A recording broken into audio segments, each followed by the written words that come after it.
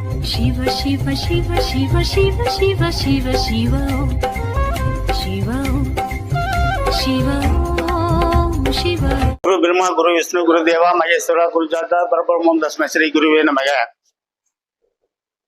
வந்திருக்கின்ற அனைத்து ஜோதிட பெருமக்களுக்கு முதற்கென வணக்கத்தை உரித்தாக்கிக் கொள்கின்றேன். இன்றைய தினம்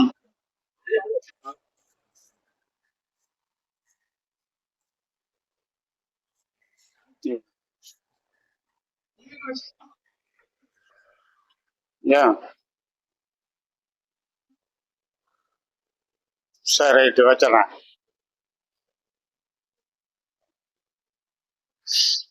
இன்றைய தினம் குமாரசாமியத்திலிருந்து ஒரு 3 பாடல்கள் மட்டும். நேரம் இருந்தால் 3 பாடல், இல்லாவிட்டால் 2ஓடு முடித்து கொள்வோம். 4 கூட பாடலாங்கிறீங்களா? 4க்குலாம் நேரம் இருக்காது, 2 பாட்டுக்கே சரியா இருக்கும். அதாவது முதல் பாடல்ல சொல்றான்,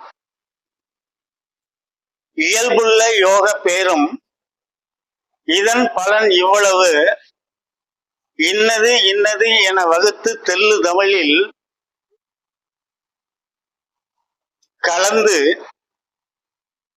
பயம் மது வாழைப்பழம் மாம்பழம் பலாப்பழம் பார்ப்பழம் இரண்டையும் ஒன்றாய் பதப்பாகமாக்கி சுய ருசியாய் வங்காள சீனி கண்டகாரத்துடனே கூட்டி வேகமாய் திரட்டி துண்டு துண்டாக்கி துண்டு துண்டாக உருட்டி செயலுள்ள பாலருக்கு உணவாக செலுத்துதல் போல எந்த செவிக்கு உணவாகியதே. இதுல என்ன சொல்லிட்டாரு பாடல்ல அப்படின்னு நீங்க நினைக்கலாம்.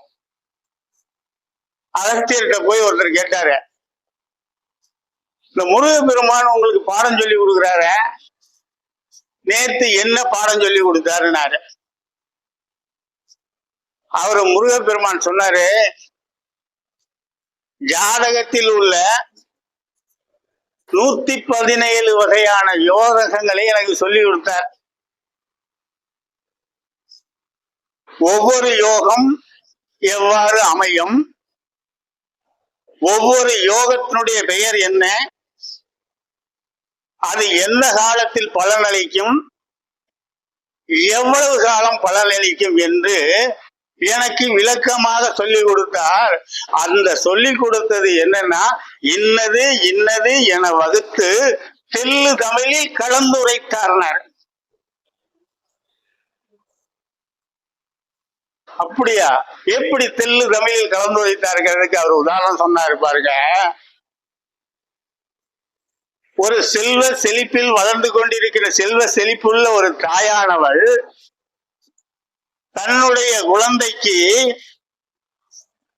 அந்த சோறு ஊட்டுகின்ற பொழுது முதலாளாக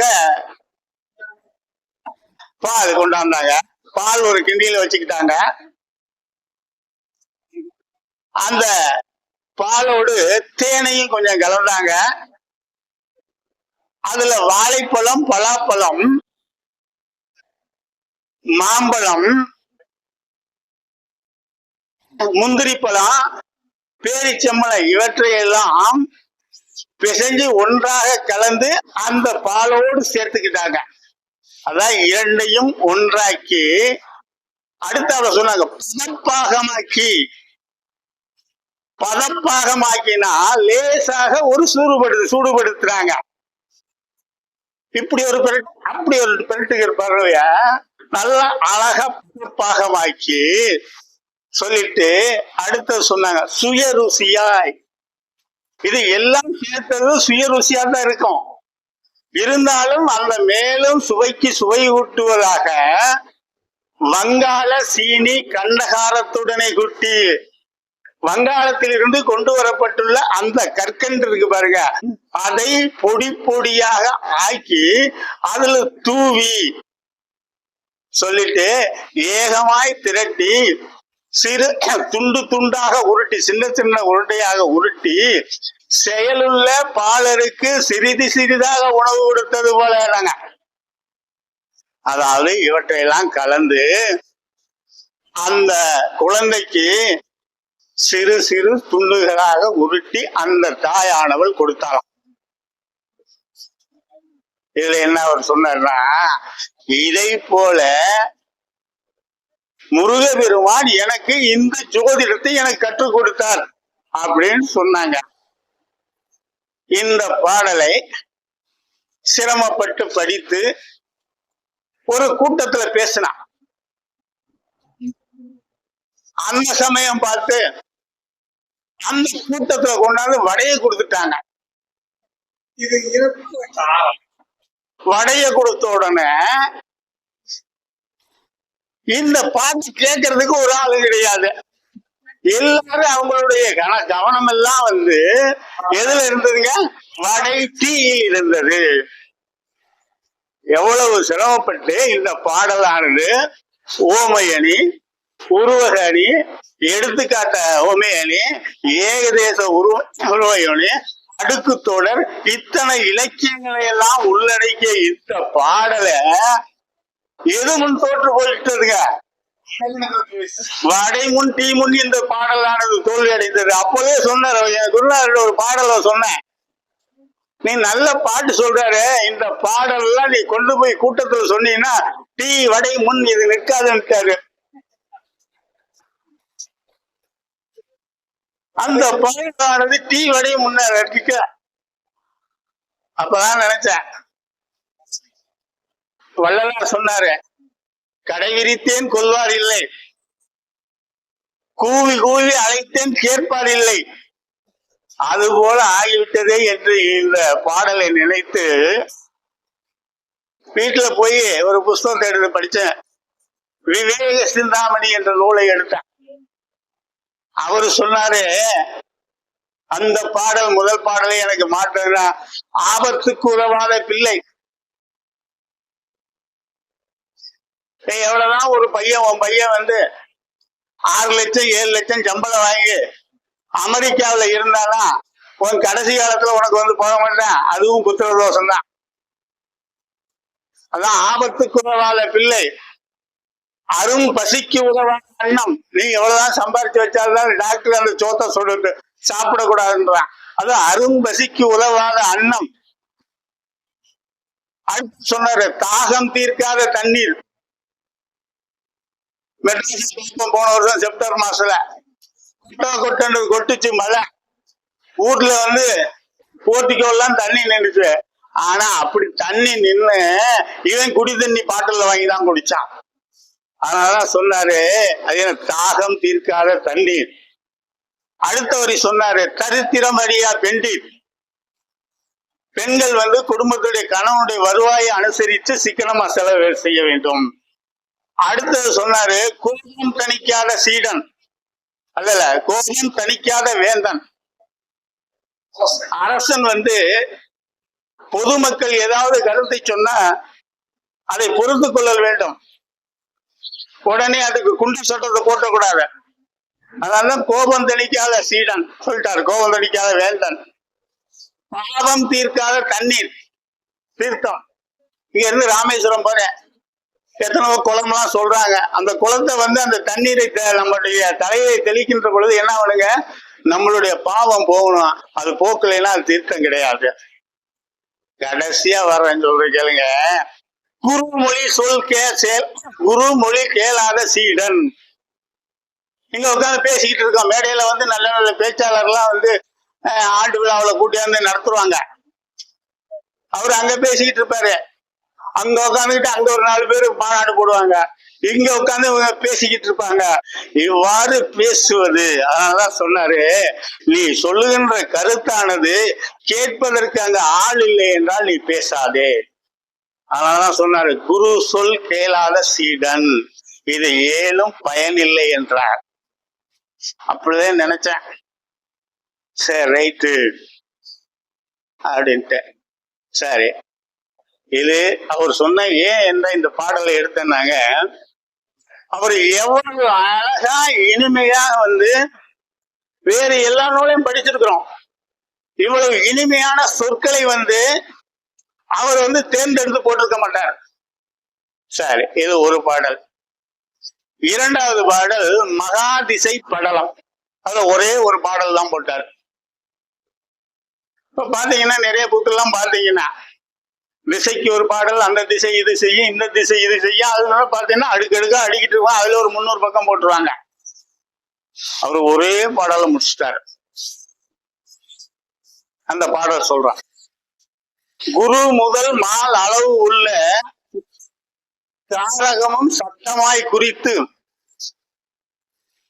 இரு காரகமும் அதற்குரிய பலாபலன்களும் ஒருவருக்கு 2 சமன் எனில் அதுக்கு அதுவாய் திசை நாள் குறித்து உள்ளதை 2ஆக வகுத்து உரைத்திரிவாய் அவரவருக்கு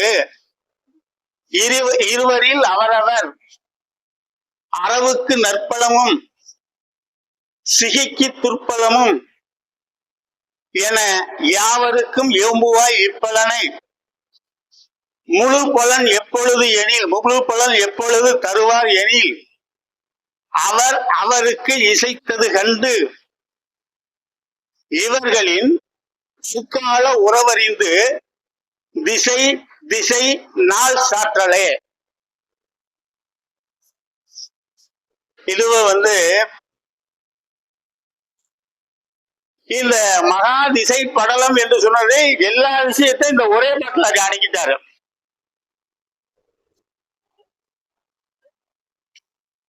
எப்படி இவ்வளவு ஒரே பாட்டுல எப்படி என்ன ரகசியம் சொல்லிட்டாரு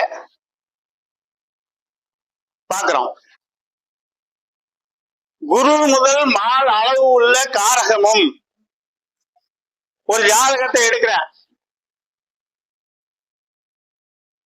உதாரணமா ஒரு ஜாதகத்தை எடுத்துக்கிறோம். இது அழைச்சிட்டாங்க, பரவாயில்ல, பின்னாடி திருப்பி சொல்றது கஷ்டம். லக்கணம் வச்சுக்கிறோம். 2ஆம் இடத்திலே சனி, சந்திரன், ராகு. 4ஆம் இடத்திலே சூரியன். 5ஆம் இடத்திலே புதன். 6ஆம் இடத்திலே சுக்கிரன். 7லே செவ்வாய். 8லே குரு, கேது. இப்படி ஒரு ஜாதகத்தை வச்சுக்கிறோம் உதாரணம். இப்ப முதல் எடுத்த உடனே ஒவ்வொருக்கு என்னென்ன காரகத்தை தெரிந்துக்கணும். ஒரு கிரகத்தை எடுத்தோன்னா இந்த கிரகத்துக்கு இதுதான் காரணம்.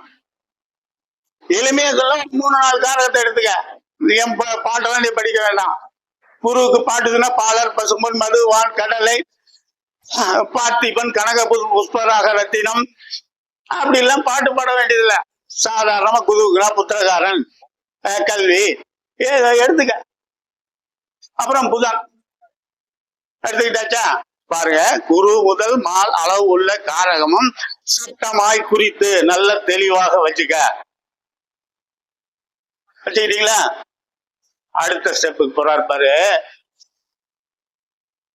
இரு காரகமும். என்ன இரு காரகம்? என்னங்க, என்ன காரகம்? இப்ப இந்த குருவுக்குரிய தனி காரகம் கிரக காரகம்.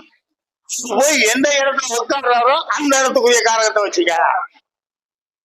இப்ப அந்த குரு 8ஆம் இடத்துல உட்காந்துட்டாரு. ஐயாவும் அந்த உதாரணம் சொன்னாரு, 8ஆம் இடத்துல உட்காந்துட்டாரு. அப்ப 8ஆம் இடத்துக்குரிய காரகம் என்னன்னு பாக்கணும். இந்த குருவுக்குரிய காரகத்தையும் அஷ்டமாதிபதிய காரகத்தை 2 என அஷ்டம யோகம், அரிபிணி சண்டையும், நஷ்டம், பகை, அங்கிஷ்டம், நன்மநரம், துஷ்ட டம்பமும், துன்று மலையேறி கஷ்டப்பட்டு கலங்கி வீழ்ந்ததும் 8ஆம் இடத்தின் பலனே. அப்ப இந்த காரகத்துக்குள்ள ஏதாவது ஒரு காரகம் ஒண்ணு அமைஞ்சிருக்கும்.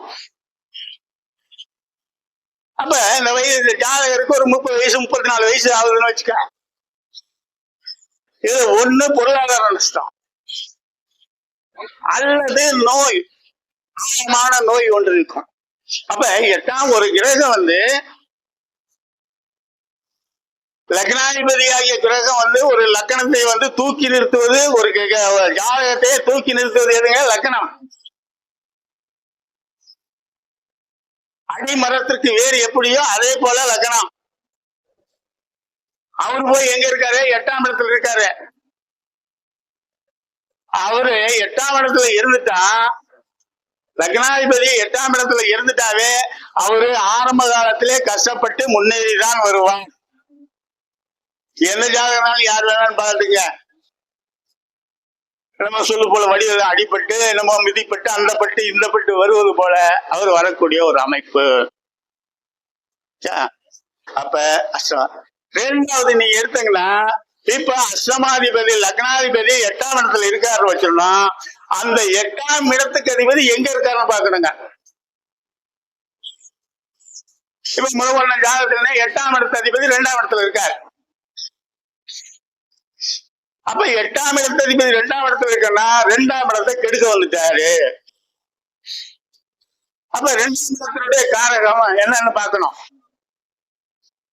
தனக்காரகம் ஆச்சுங்களா? அவரு கூட யார் யார் இருக்காருன்னு பாக்கணும்.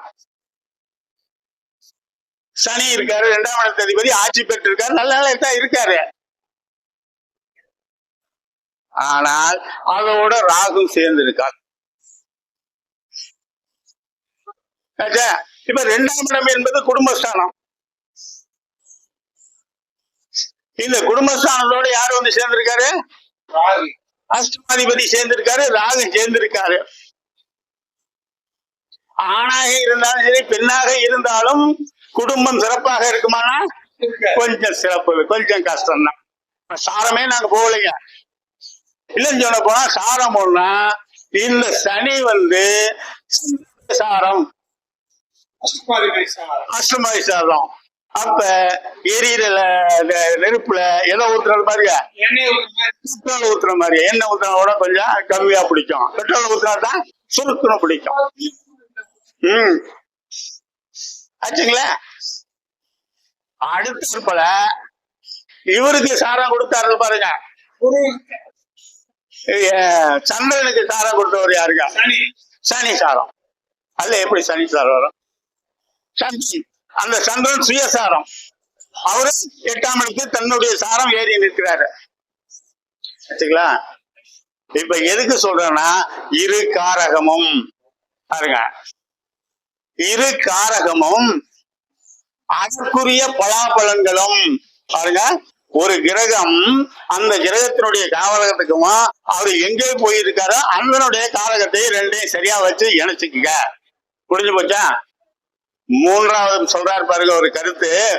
ஒருவருக்கு 2 கமன் எனில் அதுக்கு அதுவாம் திசை நாள் குறித்து. என்னது? ஒருவருக்கு 2 கமன் எனில்னா இது வந்து இப்ப இதே குருவை எடுத்துக்கிறோம். இந்த குருவுக்கு வந்து லக்னாதிபதி என்கின்ற ஒரு அந்தஸ்து கிடைச்சிருது. இந்த அந்தஸ்து அதான் ஒருவருக்கு 2 கமன் எனில் அதுக்கு அதுவா நீ முறை எதிர்த்துக்குவ. ஒரு பஞ்சாயத்து நடந்துச்சு அங்க ஒரு மீட்டிங்ல. இந்த குருவானது எடுத்த உடனே லக்கணத்தினுடைய குரு திசை நடக்குன்னு வச்சுக்கிறோம். முதல் லக்கணத்தினுடைய பலனை கொடுப்பாரா அல்லது 4ஆம் இடத்தினுடைய பலனை கொடுப்பாரா? லக்கணத்தான் கொடுப்பாரு. அவரு என்ன சொன்னார்னா, வேறொரு ஜாதகத்தை விட்டு அந்த குருவுக்கு யார் பக்கத்துல இருக்காரோ போல முதல் கொடுத்துட்டு அங்க லக்கணத்துக்கு வருவாரு இன்னொருத்தர். அப்ப நம்ம எடுத்துக்கிட்டோம்னா முதல் எடுத்தோம்னா லக்கணத்துக்கு குருவுக்கு 16 வருஷம். அந்த 16 வருஷம் முதல் எடுத்தோம்னா லக்கணத்துக்கு 8 வருஷம். அதுக்கப்புறம் 4ஆம் இடத்துக்கு 8 வருஷம் பிரிச்சுக்க. அதனாலதான் ஒருவருக்கு 2 கமன் எனில் அதுவாம் திசை நாள் குறித்து. அந்த திசையை 2ஆக குறித்து வச்சுக்கிட்டு சொல்லிட்டு உரைத்திடுவாய் இருவருக்கும். புரிச்சாரா? எவ்வளவு கருத்து பாருங்க, என்ன ஒரு ஒரு சின்ன வரிதானுங்க, எவ்வளவு ஆழமான கருத்தை அவர் புதிச்சிருக்காரு பாருங்க. அடுத்தவர இருவரில் அவரவர் அரவுக்கு நற்பலமும் சிகைக்கு துற்பலமும். அரவுன்னா ராகு, சிகைனா கேது. அப்ப ராகுக்கு நல்ல பலனை சொல்லு, கேதுக்கு துற்பலம் சொல்லுனாரு. இப்ப இந்த இரண்டாவது பலன் சொல்ற இந்த ஜாதகத்தில் சொன்னல, 8ஆம் இடத்தில் இருக்கின்ற கேதானது சனி சாரம் வாங்கியிருக்காரு. சனி யாரு? 2ஆம் இடத்துல இருக்காரு, மாரகம். ஏதோ பொதுவாக எந்த இடத்துலனா சரந்திரம் பார்க்க வேண்டாம், பொதுவாக 2, 7 மாரகம் படிச்சு ஒரேடியா. அவரு மாரகசானம் வாங்கியிருக்காரு அந்த இது சாரம். இவரு கூட கேது இருக்காரு பாருங்க, இந்த கேது குரு சாரம். சரி, இப்ப திசை நாள் இதுக்கு இருக்கும். அப்ப கேது தீமை செய்வார் அப்படின்னு சொல்லிட்டு அடுத்தவரை சொன்னார் பாருங்க. இருவருக்கும் அவரவர் ராகுக்கு அரவுக்கு நற்பலனும் சிகிக்கு துற்பலமும் சொல்லிட்டு அடுத்தாப்புல சொன்னாரு, யாவருக்கும் யோமுவாய் விற்பலனை சொல்லிட்டு அடுத்த பலன் சொன்னாரு. முழு பலன் எப்பொழுது எனில், ஒரு கிரகம் ஒரு தசாபுத்தி நடக்கின்ற இந்த கிரகமானது எப்பொழுது முழு பலன் தருவார் எனில் சொல்லிட்டு அவர் அவருக்கு இசைத்தது கண்டு நாள் குறித்து. இசைத்தது கண்டுன்னா என்ன? நடப்பு திசை என்ன, அந்த திசாநாதன் எந்த பாவம் வாங்கியிருக்காரு, அந்த திசாநாதனுடைய பலன் என்ன, அவர் ஏறி இருக்கின்ற நட்சத்திர சாரம் என்ன, இந்த நாளும் தான் ஒரு பலனை தீர்மானம் செய்கிறது குறித்து அடுத்தது சொன்னார் பாருங்க. இவர்களின் தற்கால உறவறிந்து அழித்திடுவாய் இப்பலனை. அங்க என்னன்னா நடப்பு திசை என்ன, திசாநாதன் என்ன சாரம் வாங்கியிருக்காரு, அந்த சாரநாதனுடைய பலம் என்ன, அதனுடைய ஆதிபத்தியம் என்ன, இந்த நாளையும் மனசுல வச்சுக்க. முழு பலன் சொல்ல, அதுக்கே சொல்லிடாத. அவனுக்கு இந்த திசை நல்ல திசை, கேந்திர திசை, கோணாதிபதிகள் திசை நடக்கின்ற பொழுது அஷ்டமாதிபதி என்று சொல்லக்கூடிய கிரகமானது கோச்சாரத்திலே சந்திக்கின்ற பொழுது அப்பொழுது பலன் கொடுக்காது. அதான் இவர்களின் கால உறவறிந்து திசை நாள் முதல் சாற்றலே இப்படின்ட்டு ஒரு அழகான பாடலை சொன்னாரு. இப்ப எப்படி ஒரு பாடலை வைத்துக்கொண்டு ஒரு ஜாதகம், நீங்க எந்த ஜாதகம் எடுத்தாலும் பாத்துங்க. இப்ப பாக்குறோம், இதே ஜாதகத்தை எடுத்துக்கிறோம். முதல் சொன்ன உதாரணத்துக்கு 2 கெட்டு போச்சு, குடும்பஸ்தானம் இல்ல, அந்த பொண்ணு கல்யாணம் பண்ணி கொஞ்ச நாள் பிரிஞ்சு ஓடிடுச்சு. 32 வயசுல 27 வயசுல கல்யாணம் பண்ணிச்சு, 4 வருஷம் இருந்துச்சு, பிரிஞ்சுட்டாங்க. அப்ப குடும்பஸ்தானம் கெட்டு விட்டது. ஆச்சா, அடுத்தவள பாருங்க, 5, 7 பரிவர்த்தனை, 5 கூடிய செவ்வாய் 7 கூடிய செவ்வாயும் பரிவர்த்தனை. 5, 7 பரிவர்த்தனை என்ன சொல்லுவோம்? காதல் கல்யாணம். காதல் கல்யாணம் தான். சரியா? அடுத்து 6ஆம் இடத்துல சுக்கிரன். எந்த ஸ்தானத்துல போய் உட்கார்ந்து சுக்கிரன் இருக்காரு. அந்த சுக்கிரனானவன் சந்திரன் சாரம் 8ஆம் அஷ்டமாதிபதி சாரம், அவரும் அஷ்டமாதிபதி சாரம், ஒரு தீராத வியாதி. அப்ப ஒரு ஜாதகத்தை பார்த்த உடனே சாரத்தை பார்க்காமலே இது எப்படி இருக்கு மேலோட்டகமாக இன்னொன்னு சொன்ன அடுத்தப்பல 3ஆம் மீடியா எடுத்து அதிபதியோட அஷ்டமாதி சேர்ந்திருக்காரு, அவரோட ராஜ் சேர்ந்திருக்காரு. உடன்பிறப்பில்லை அடி, ஒரே அடி ஆடி. இல்ல இதுக்கு மிஞ்சிய ஜோசி இருக்கு இல்ல, இதுக்கு போய் சாரம் பார்த்துட்டு அதுக்கப்புறம் பாவம் 3 பாவத்துல இது 3ஆம் பாவத்தில் இருக்கு, அதுல 3 சாதம் இதுக்கு எதுக்கு உள்ள நீங்க போயிட்டு மேலே முத எடுத்தோன்னே ஜோசியம் பாக்குறாங்க இந்த சாரம் அவர் சொல்லிட்டு போறாரு, அது அவரு முறை, அவரு கோச்சிக்கிறதாலும் சரி அவரு முறை. எம்முடைய முறை எடுத்த உடனே பாவத்தை பாருங்க, எல்லாம் பாவத்துல வந்து எந்த இருக்கிற எப்படி எப்படி இருக்குன்னு பாருங்க. ஆட்சி பெற்றுக்கானா இருக்கு. 4ஆம் இடத்துல சூரியன் சொன்னோம், 4ஆம் இடத்துல சூரியன் இருந்துச்சா அதுக்கு என்ன பலன்? எல்லாம் சாதாரணமா இருக்கு. 5ஆம் இடத்துல புதன் இருந்த என்ன பலன் இருக்கு? 6ஆம் இடத்துல சுக்கிரன் இருக்கு. 6ஆம் இடத்துல சுக்கிரன் அவமானப்பட்டுதான் கல்யாணம் பண்ணணும். ஏதாவது பேர் வாங்கிட்டு கெட்ட பேர் வாங்கிட்டு தான் கல்யாணம் ஆகும். இப்படி எல்லாம் சொல்லி இதுல எல்லாம் பொய்யா போச்சா? நீங்க எத்தனை ஜாதகங்கள்லாம் எடுத்து பாருங்க. ஆதி காலத்துல சொல்லுங்க, இப்பவும் அதான் ஆதி காலத்துல சொன்ன பலன் அதான், இதே பலன் அதான். சரி, இதே பலனை இதே ஜாதகத்தை வச்சுட்டு இப்படியே பேசுங்க. ஒண்ணு நீங்க ஆழமாலாம் போயிடாதீங்க ஜோசியத்துக்கு. ஆழமா போனீங்கன்னா அப்புறம் நீங்க வேற ரூட்டு ரூட்டுன்னு போய்கிட்டே இருப்பீங்க. எதையும் பார்க்காதீங்க. என்னங்க கன்ஃபியூஸ் ஆயிடுறா. நீங்க இதை வச்சு அடிக்கிற ஜோசியர் தான் எனக்கு தெரிஞ்சவர்கள பெரிய ஜோசியர். நாங்க நிறைய ஜோசியரை பார்த்திருக்கோங்க. அவங்க எல்லாம் பார்த்த உடனே பலன் சொல்றாங்கன்னா இதான் போய் வந்து அதுக்கப்புறம் நீங்க தசாப்திக்கு போங்க. அதுக்கப்புறம் அவருக்கு நடக்கிற திசை வந்து இந்த ஜாதகத்துக்கு குரு திசை. குரு திசையா இல்ல, குரு திசை குருவுக்கு வீடு உள்ள 2ல போயிருக்காரு. 8 அஷ்டமாதிபதி 2ல போய் உட்கார்ந்து இருக்காரு. குடும்பத்துல எவ்வளவு உலகத்தை உண்டு பண்ணுமோ குரு நல்லவர் வல்லவர் எல்லாம் செய்யக்கூடியவர் தான். அங்க ஒண்ணு வேலைக்கு ஆகாத குரு. அவர் யாரு வேலை செய்ய? சந்தனுடைய வேலையை தான் செய்வார். சனி இன்னும் கொஞ்சம் ஆழமா போகணும்னா நீங்க வந்து சனியினுடைய வேலையை தான் செய்வார். முடிச்சிட்டோமா? சரி, இன்னொரு 5 நிமிஷம் முடிச்சிட்டுங்களா? பேசுறதுங்களா? சரி. அடுத்தாப்புல ரொம்ப ஒரு அருமையான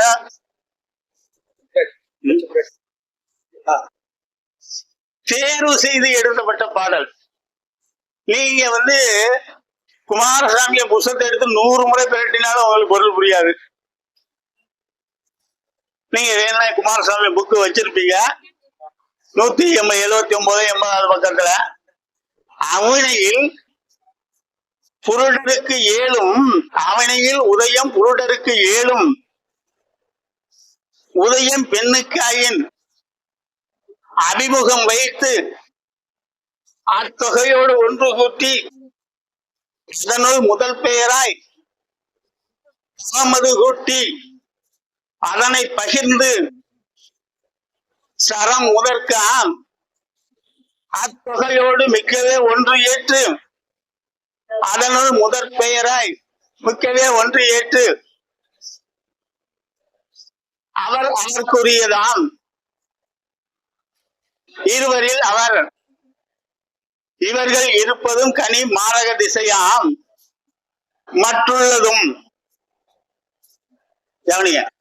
இவர்கள் இருப்பதும் கனி மாரக திசையாம். எல்லாம் ஒவ்வொரு வார்த்தையும் வந்து கிட்டத்தட்ட 4 5 வரைக்கும் பொருள் சொல்லக்கூடிய வார்த்தை. இவர்கள் இருப்பதும் கனி மாரக திசையாம் மற்றுள்ளதும் இசைப்பதும் காரகமும் எழு என்பதும் ஈராறு ஈர் 9ம் பௌமன் ரசிதன் மால் பொன் பங்கன் ஈனன் இந்து சொல்லிட்டு பணி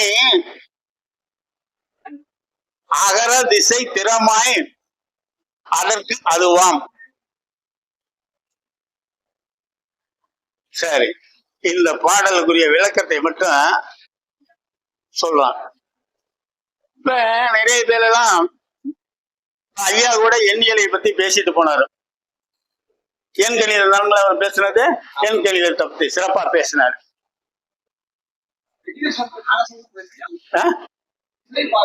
நம்ம பாரம்பரிய ஜோதிடங்க ஐயா, அதனால வந்து எண் கணித ஜோதிடம் பாரம்பரியம் நம்ம இதுங்க எண் கணிதம்.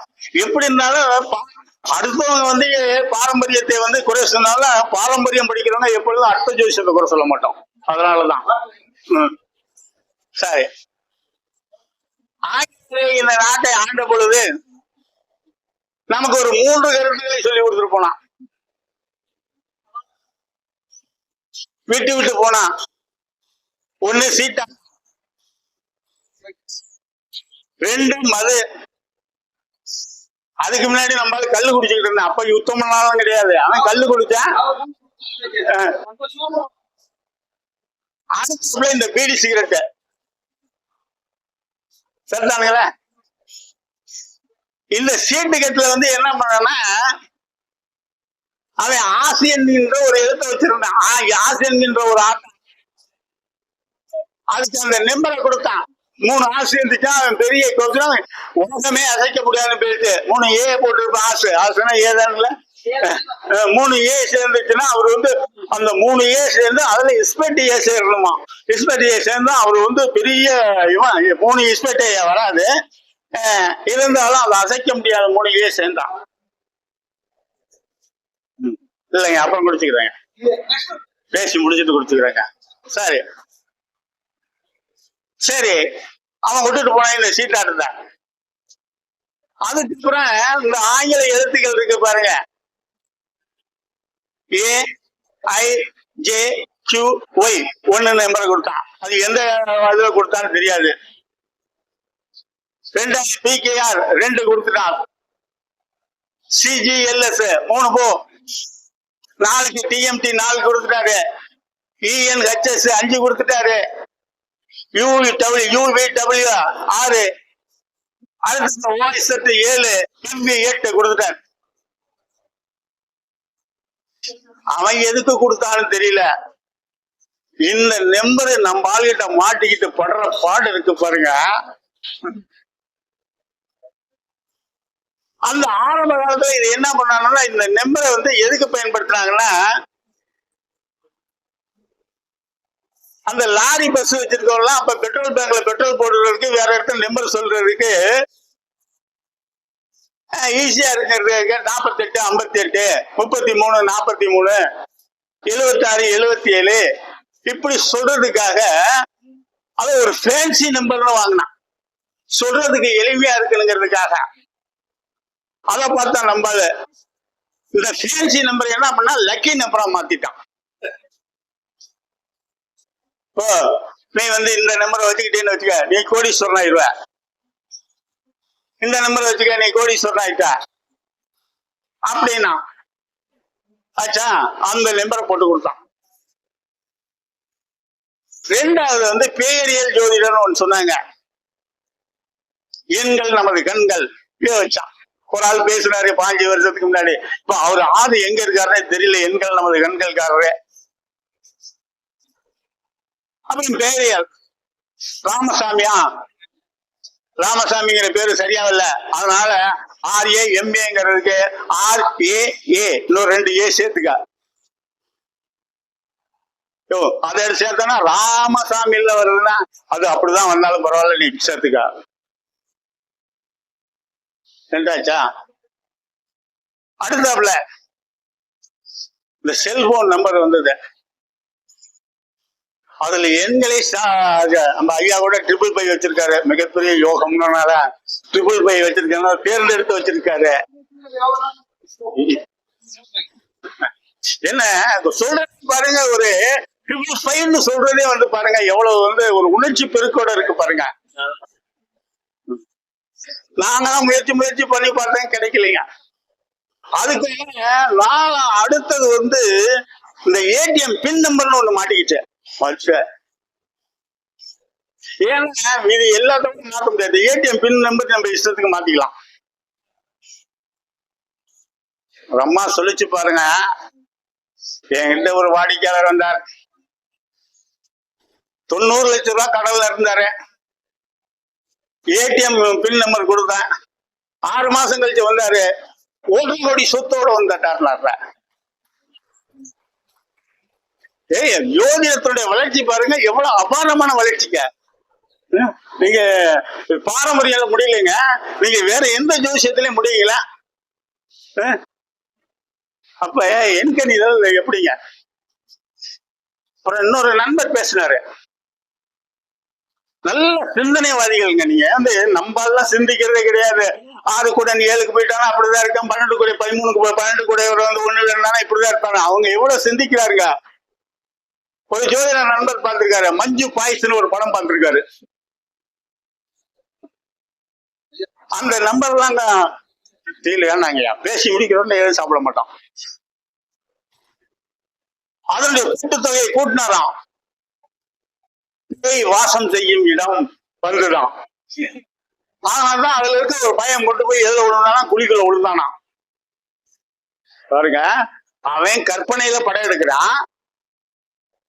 அவன் படம் எடுக்கிறவன் வந்து கோடிக்கணக்கான போட்டு நடிக்கிறவனுக்கு கோடி கோடியா கழுத்து இருக்கிறான். இசையமைப்பாளர் அவனுக்கு தான் கோடி கோடியா லட்ச லட்சமா சம்பளம் கொடுத்து எடுக்கிறான். நம்மால் படம் போனதுல மஞ்சு பாய்ஸ் என்கின்ற இந்த கூட்டுத்தொகை எழுத்தானது பேய் வாசம் செய்யும் இடம். பீமராஜி அங்க வேலை செய்து பாருங்க, எவ்வளவு அறிவிட்டான். அடுத்தாப்புல வந்து பார்த்தாரு. அவன் பேர் என்னன்னா சுபாஷா சபாஷன் தெரியல, சுபாஷன் நடிக்கிறேன். அவர் சொல்ல பேரு எஸ்க்கு 3வது எழுத்தா, எஸ்க்கு 3 கடைசி எழுத்து எதுல முடியுதுங்க சுபாஷுக்கு முடியுதா? 3 5 கூட்டம் எத்தனை? 8. 8 என்பது என்னதுங்க? மரண குழி. நம்ம கண்டுபிடிப்பு எவ்வளவு கண்டுபிடிப்பு? 8 என்பது மரண குழி. 8ஆம் நம்பர்ல பேர் வச்சிருக்கலாம், மரண குழியில தான் உழுவுறானா? நானா 4 8 கிடைக்குதுன்னு சொல்லிட்டு டிஎன்ஏ நம்ம நாமக்கல் ரெஜிஸ்ட்ரேஷன்ல வந்து நானும் முயற்சி பண்ணி 25,000 30,000 செலவு பண்ணிட்டு 4 8 என்னால வாங்கவே முடியலைங்க. அப்ப எதுல போய் விழுவுறாங்க? மரண குழி. அதை பேரு மறந்துட்டான். அவன் கூட்டுத்தொகை வந்து 4 வந்துதான், ராகு. அதனாலதான் மேலே எழுதி விட்டார். ஆகா, எவ்வளவு அருமையான ஜோசியம். நம்ம இதெல்லாம் விட்டுவிட்டு போய் இந்த ஜாதக அலங்காரத்தையும் குமாரசாமியமும் கௌசிக சிந்தாமணியும் படிச்சுக்கிட்டு யோசனை பண்ணி நாம் இதில் புகழ் பெற வேண்டும் என்பதற்காக ஒரு பேரு எனக்கு கிடைச்சது. பேரு வந்து என்னன்னா கண்ணுக்குட்டிங்கிற பேரு. போன வாரம் முழுவதும் பாத்தீங்கன்னா அந்த செய்தித்தாள்கள் நியூஸ்கள்லாம் நிறைய வந்துகிட்டு இருக்குது. கண்ணுக்குட்டி என்ற கோவிந்தராஜ், அது யாருன்னு தெரியும். அவரும் உலக புகழ் பெற்றார்ல, தெரியுது இல்லைங்க யாருன்ட்டு? வேற யாருல, கள்ளக்குறிச்சியில கள்ளச்சாராயம் வித்தவன் பேருதான் கண்ணுக்குட்டி. கள்ளக்குறிச்சியில கள்ளச்சாராயம் வித்த அந்த கண்ணுக்குட்டி பேரை வந்து நான் ஆராய்ச்சி பண்ணினேன். அது 38 வந்துருச்சு. ஆஹா, நம்ம புகழ் பெற முடியாதா போல இருக்கு, நமக்கு இந்த ஜோசிய ஒத்துவல்ல. ஆகவே இந்த ஜோசிய உலகத்திற்கு நாம் ஏதாவது ஒரு தொண்டு செய்ய வேண்டும் என்கின்ற எண்ணம் என் மனதில், ஆழ் மனதில் தோன்றியதுங்க. அப்ப தொண்டு செய்யணும்னா என்ன செய்யணும்? யாராலும் யாருக்கும் புரியாத ஒரு கருத்தை நம்ம சொல்லி ஆகணும். அதான் தொண்டு. யாருக்கும் புரியக்கூடாது நம்ம சொல்ற கருத்து. அப்பதான் 4 பேர் கேட்பாங்க, அது என்னங்க புரியல. புரியும்படி சொன்னாதான் யாரும் கேட்கறது இல்லையா? அதனால என்ன சொன்னா, சுத்த தமிழ் எண்களில் தமிழ் எண் கணிதம் ஒன்று நாம் ஆரம்பிப்போம். அதுக்கு என்ன செய்யலாம்னு யோசனை பண்ணேன். ஐயா, நான் பேசிட்டே போறேன், ஏதாவது சொல்லணும் நிறுத்த சொல்லணும், உடனே நிறுத்துறேன். அதான் நான் கோச்சிக்க மாட்டேன். 2 நிமிஷம்லாம் பத்தாதுங்க, சொல்லிடுங்க. நீங்க எப்போ நிறுத்த சொல்றீங்க நிறுத்துறீங்க. 2 நிமிஷம்லாம் நான் பார்க்க மாட்டேன். பார்த்தேன் எப்படி எண்கணிதம் எடுக்கலான்ட்டு. கா என்றால் 1, வாய்ப்பாட்டில் இருக்கு, வாய்ப்பாட்டை பாருங்க. கா என்றால் 1, ஊ என்றால் 2, யூ என்றால் 3, சு என்றால் 4, ரூ என்றால் 5, சு நெடில் வந்து 6, 7க்கு ஏ, 8க்கு ஆ, 9க்கு யா, 9க்கு கு, 10க்கு யா. தமிழாச்சா? இது சரியா இருக்குமான்னு பார்த்தேன்.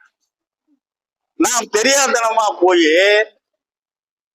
ஒரு ஜோசியர் குமாரசாமியை படிக்கின்ற ஆசிரியர்கிட்ட போய் கேட்டு, நான் தலையில புரட்சி செய்ய போறேன் ஜோசியத்துல, இந்த மாதிரி இது எடுத்திருக்கேன், இது சரியானா?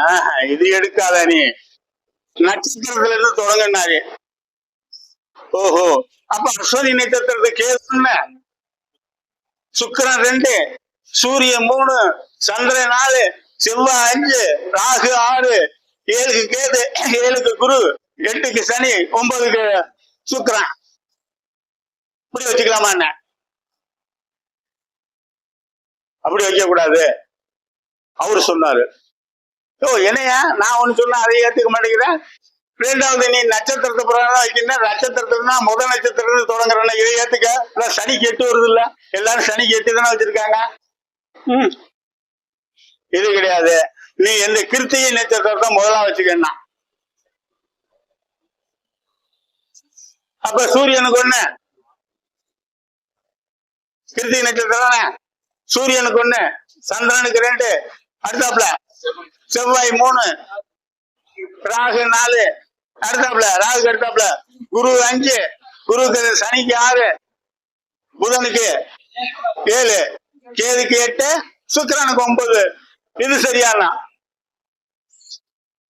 இது பார்த்தா சரி மாதிரி தான் தெரியுது, ஆனா அது சரியல்ல.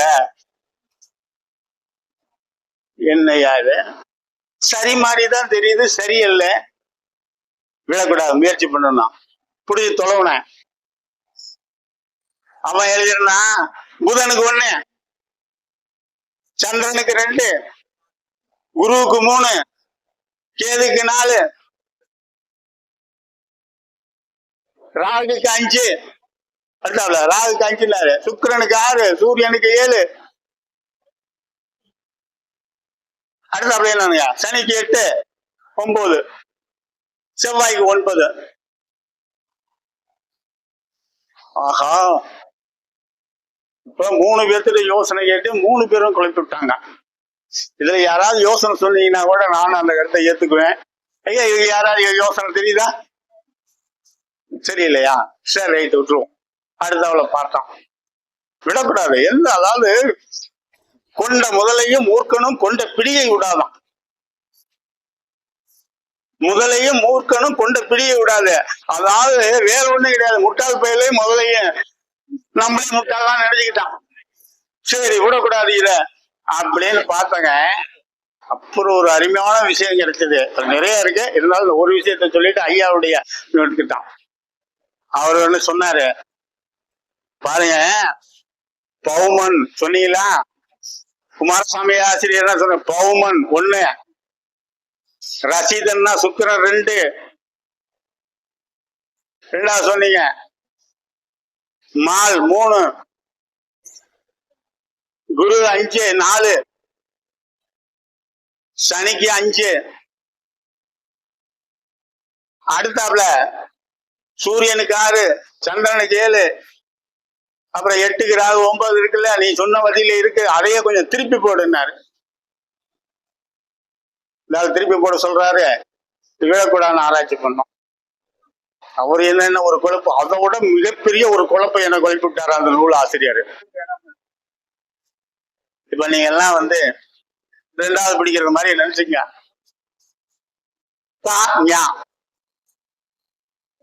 ககரமும் நகரமும், ககர வரிசையும் நகர வரிசைக்கும் செவ்வாய்க்கு வச்சுக்க.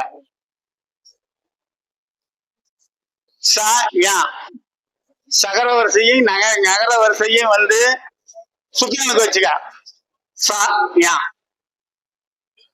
அடுத்தால 3வது